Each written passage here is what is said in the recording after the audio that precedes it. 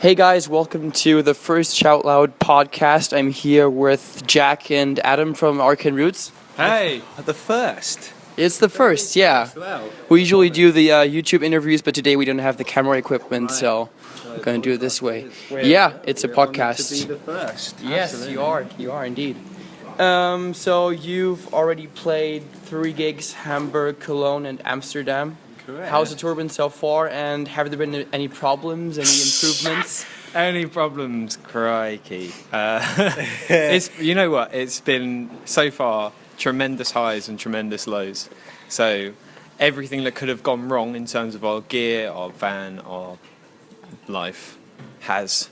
So we were on the brink of not being able to make it here in time. I think that the first day where we kind of got the ferry over was about 17 hours worth of driving, just to get something. You know, all you first time listeners, Darren Bennett, if you're out there, thank you for the van. Yeah. But the show's been incredible, so that's the main thing. It's all been worth it. But yeah, we're hoping for it to kind of settle down, and we can just relax and enjoy the rest of the tour. Sure thing. And in regard to the music, how much did you think of the live aspect when you were writing Melancholia Hymns?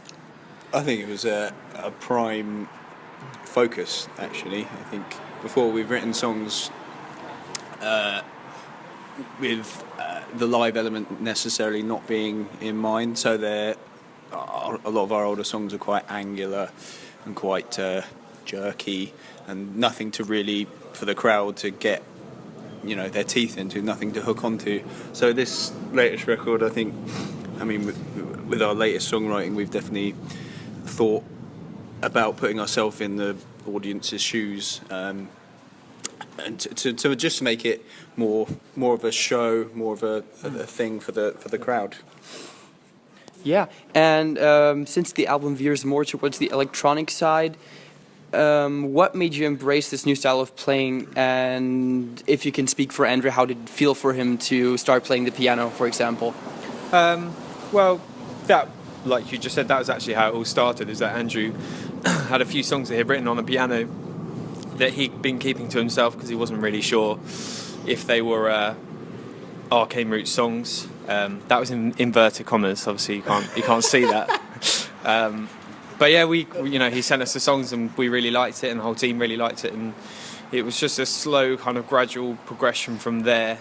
I know Andrew was listening to a lot of electronica kind of around by the end of Heaven and Earth. That kind of touring cycle, he was definitely listening to a lot of electronica and started bringing some ideas on board, and we all just kind of got into it fairly naturally over 2 years. So yeah, just kind of bit by bit, slow progression really. And Jack, how did it feel for you when you first joined the band? Did you have to adapt a lot to the style? Did you impact the band more in what you were doing musically? If you can make a comment on that. The only thing I can say is that I never tried to kind of replicate anything that had been done before. Okay. But the guys kind of they urged me to try and just bring my own flair to it, which is nice because it's I didn't want to try and kind of compete in any way to what's already been done, and Darryl did an awesome job. So it was. I did have to adapt, especially to the electronica, more to this new record. Mm-hmm. There's a lot of new elements kind of to our live set that we've all kind of had to embrace. So it's pretty scary, but at the same time, it is rewarding, and it's really starting to pay off now. So. Did you have as much to contribute to the songwriting as you have with In Dynamics? No, but it's just different. I think I can only speak for the 2 bands I've ever played in, but I imagine it's different with every band. It's just different kind of process. But we obviously we all have our kind of positions, and I think it's important in any band to kind of know your role and kind of do your best in it. It's definitely nice to know that there's no competition for who is the lead singer and who is the whatever. Yeah. So everybody has a position. It's not like, I don't know, a fight for power. There's no Gallaghers in this. There's no Gallaghers. That's good. That's very nice. What's your favorite song of the record, and in comparison to play live too? Personally, for me, is Matter. It's a fairly tough one to play live. It's because it's I guess more of our more technical songs. So yeah, I mean, I think we're getting comfortable with it, but yeah, it's definitely my favourite song, but probably one of, if not the hardest ones to pull off. And also your favorite live is what you mean to say. Yeah, I think so. Right. I think so. Yeah, Definitely getting there. Yeah, I think so. I'm kind of, because it's also such a mix as well. I mean, it's got the second verse is kind of like electronic-y, down low drum sort of thing, and then there's obviously the big riffy bits and the big chorus. So yeah, I think so. Live as well as recorded version, it is my fave. Mine changes all the time, but I think it's still Indigo right now.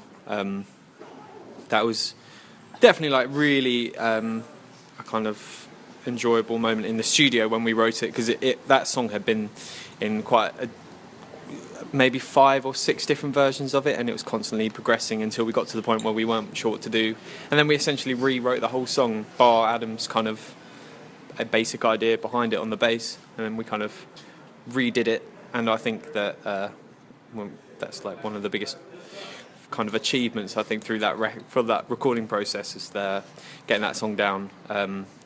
Still not my favourite to play live yet, but then we only just started doing it now. But it's really cool to do live. We kind of do a different version of it. But my favourite to play live might be Matter. If it wasn't so hard. If it wasn't so hard, it'd be Matter. It was nice on Friday though in Cologne. Thank you.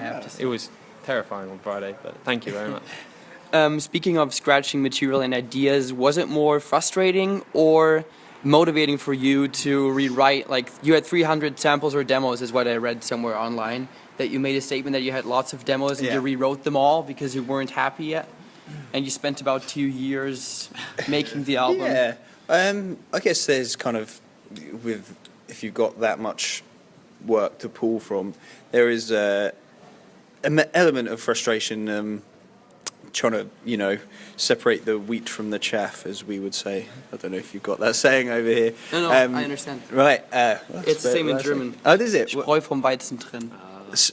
Weizen is also the beer. Oh, okay. Right. There you go. But yeah, so, I mean, but essentially it was all for the song, basically, of each song we were doing. We decided not to be precious over anything, and even if we did have a great bit that we really, really, really liked, we just thought, you know what, if it's not working for the song, let's just get rid of it. So, yeah, it was quite frustrating, but as I say, it was all for the best. It was all for the best, songwriting terms anyway. Is that to say that you don't plan on releasing B-sides with the song ideas, or did you just dump them and they're gone forever? There's some plans in the works, but Exciting. I don't think I can Of course not. mention anything more at this current juncture in time. Exciting times. This will be a question for Andrew, but maybe you can answer too. What are the main topics surrounding Melancholia Hymns lyrically? And seeing as it is such a dark, moody, and immersing listen, this will be nice to know. Should we just make some up? Puppy dogs. Puppy dogs, yeah. No. Puppy dogs. Yeah. I think definitely, like we were saying earlier, because the album took so long for us to write. I know Andrew was constantly changing lyrics. I think that was, and I think that whole kind of dark, moodier side of the kind of themes of the record was, again, I'm not speaking for him, but it's what we know is that we were trying to write a record and there was lots of things going wrong, or just there was a lot of kind of negative impact at the time, be it, if it was politics in our country or politics in in other countries, or whether it's just things going on at home. So I think it was kind of almost a journey of just trying to get this record done, and then all these things pretty much kind of getting in the way of it, which was kind of a lot of the kind of darker themes behind it. But you'd have to ask him, really. I'm probably just talking shit. Okay. And did you all write the parts, and Andrew, of course, did you write the parts on the instruments you recorded with, or did you have to find an equivalent that you were happy with after creating the first ideas on Logic, for example?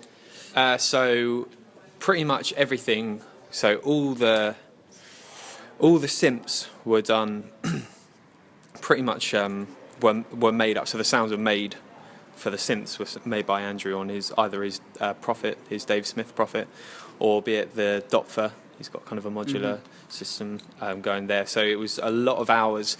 But, whether it was we had an idea of a sound and then we kind of had to recreate it. And then the same for the drums. It's a company called Electron who have an amazing little drum machine called an analog rhythm. And if we've written parts on something else, if it was a TR8 or something like that, we really like the idea of having the sound completely fresh, it not being a sample from something else, just being like, well, we'll just make it. Even if we like that sound, we'll recreate it to our own intentions and devices. So we pretty much can recreate everything whenever we want live. It just takes a little. That was gonna be cup of tea and a part of my next question. If it was hard for you to recreate those parts, because it comes to life. Much. Yeah, I mean, with some parts, because they were written in the studio, as opposed to written in a rehearsal room or a live situation, we then had to think about how we were going to translate them live.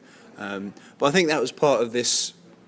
The idea of the record was also that we could play all the songs different to the recorded versions. So I think the plan is to try and change, or at least mix up the versions on each tour that we do. So, say it's the version we do of Indigo on this tour. The one we do whenever we do a headline tour next might be a different version. So, yeah, it's been a difficult process to try and translate the songs live, but it was kind of, we had it in mind that we could change them up and make them different and not necessarily stick. What's the word I'm looking for? Stick. Sticky tape to the recorded version. All right. Okay.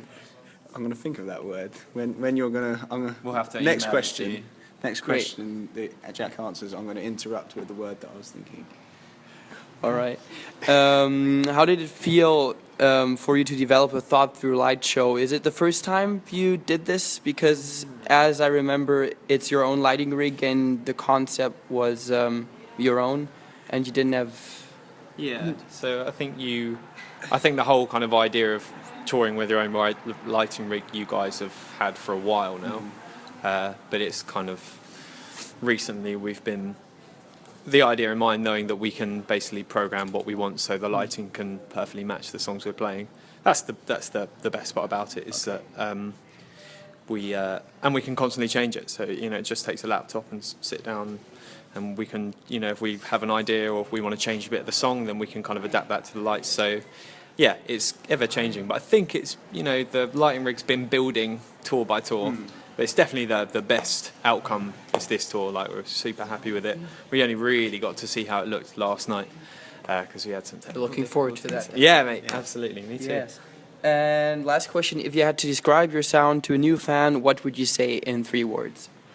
Hot, milky piece. Hot milky piece. I'd say that thick sauce. Sounds appropriate to me. Guys, thank you for listening. This was Arcane Roots and Shout Loud TV, our first podcast. And if you haven't listened to it yet, listen to Melancholia Hymns by Arcane Roots. Have a nice day. Bye. Thank you.